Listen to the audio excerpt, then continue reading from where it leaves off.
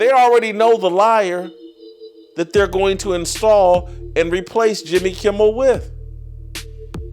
I believe Bob Iger would love nothing more than to replace a liar, an ineffective liar at this point, Jimmy Kimmel, with the pathological liar that they have been selling on ESPN.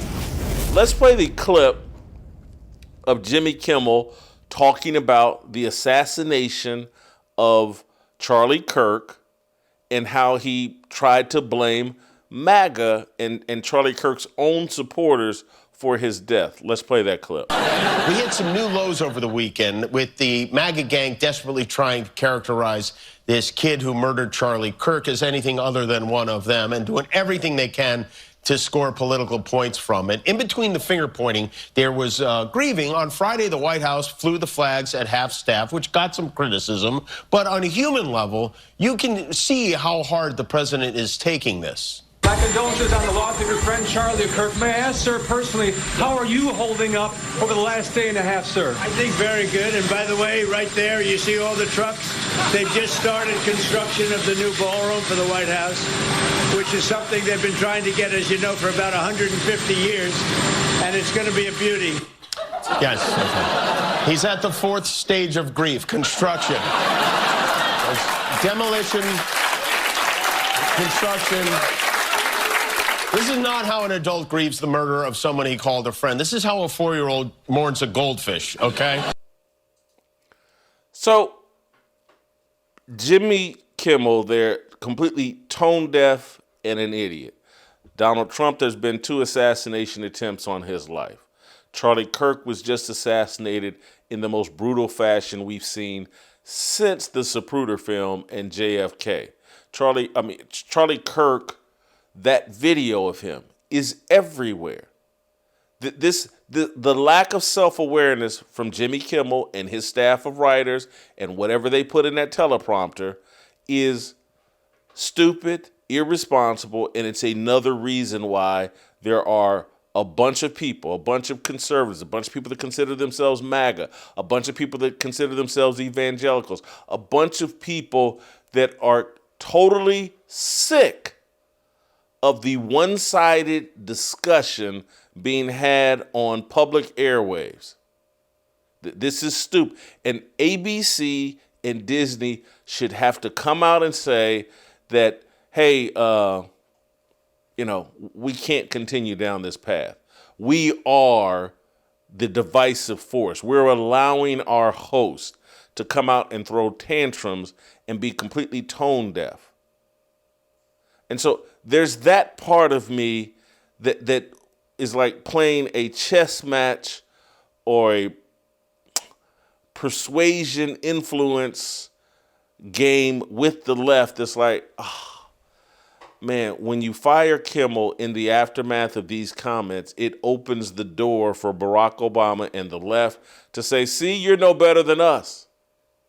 You say you love free speech.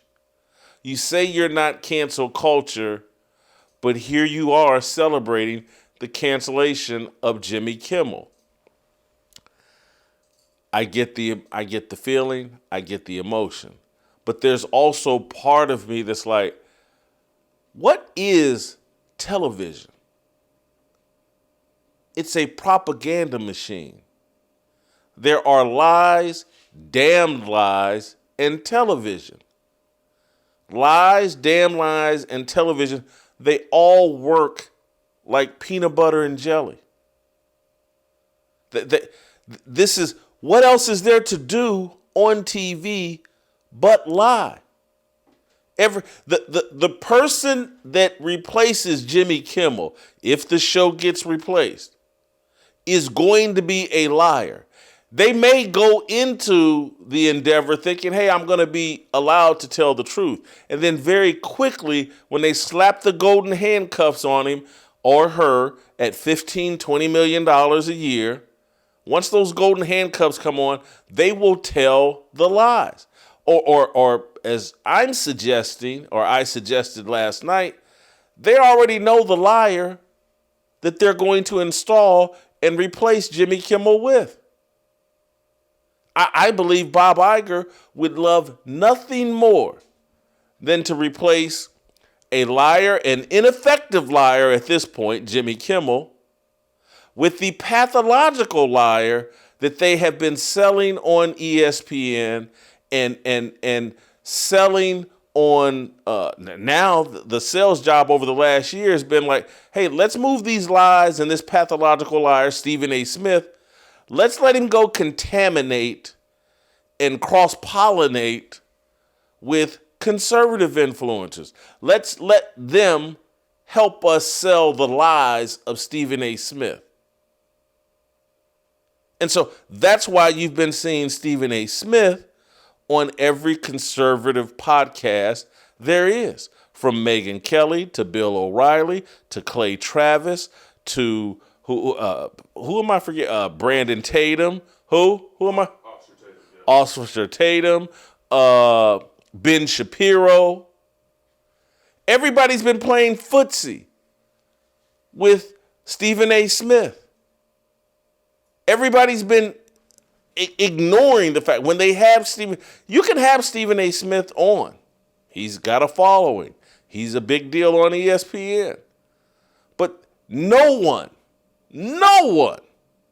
asked Stephen A. Smith a legitimate question. No one said, hey man, you seem fraudulent. You made up a college basketball career.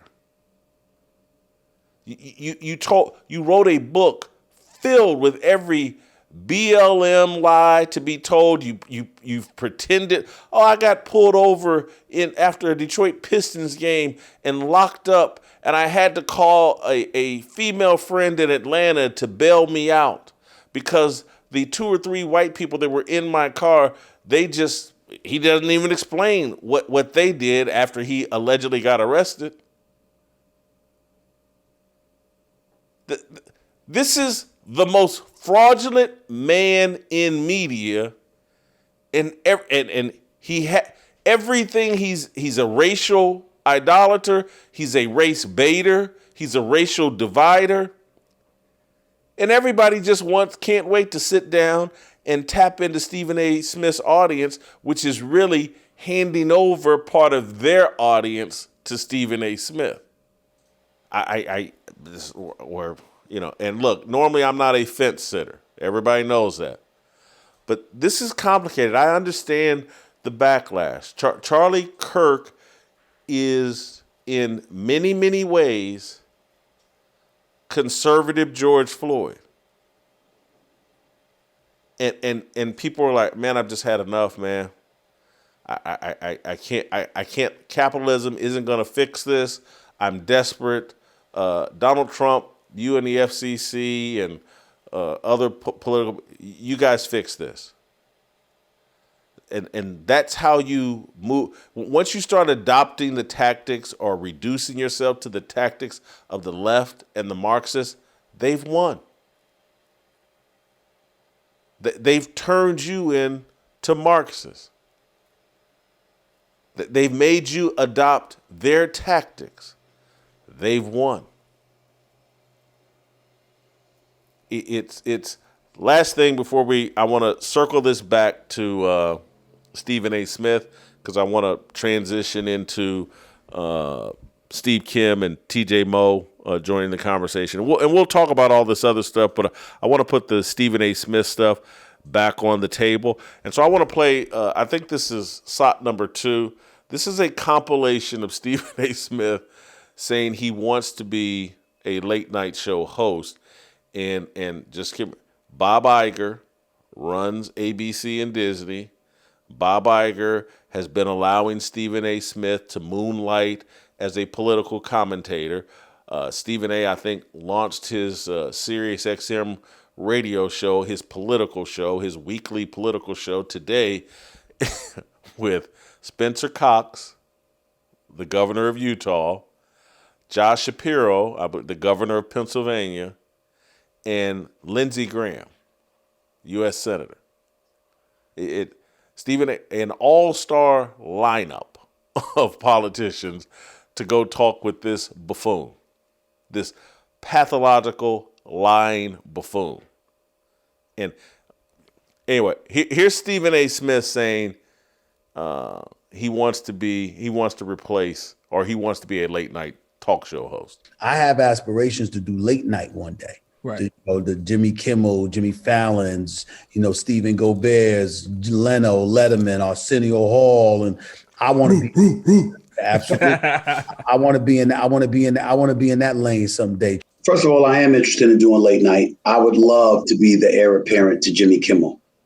I believe I can do it. I would throw everybody for a loop because my politics would throw people off because I'd be fair to everybody. But I'm also not married to just sports. Imagining myself in front of a live studio audience is something that's incredibly, incredibly appealing to me. Stephen A. Smith is not funny. He's not a comedian. He's not very smart. He knows nothing about politics. He knows nothing about broader culture. He knows nothing about sports. But he is willing to put puppet strings on, and that makes him qualified to be a late night talk show host. Don't miss a second of Fearless. Hit that like button and subscribe to keep up with our latest content.